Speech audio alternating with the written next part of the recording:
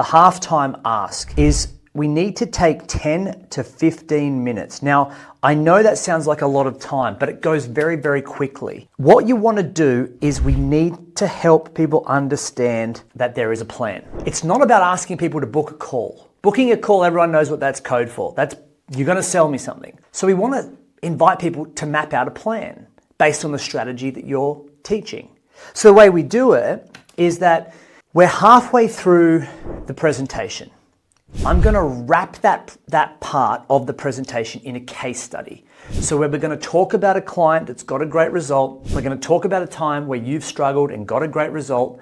We're going to talk about how one of the strategies or the strategy you're talking about was applied to yourself or a client's business, got a great result. And then we're going to link it to the plan. And the plan is, if you are interested in getting help just like me, or if you're interested in learning a little bit more about this, remember at the start how I asked for those of you who are interested, I would invite you to make a time so we can continue the conversation after the event. Does everyone remember that? Yes?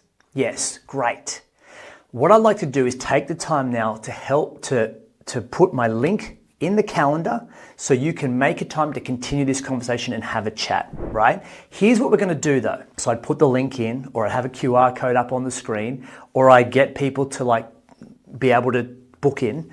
I say the goal of the call is to understand your unique situation better. I want to understand where you're at and where you want to go. I also want to understand where the gaps are. I want to know where your offer isn't quite as tuned as it could be and where there's friction. I want to understand where your marketing is letting you down and why leads aren't flowing in as quickly as they could. And we're going to explore things like LinkedIn together and how you're using that to grow a healthy opportunity pipeline.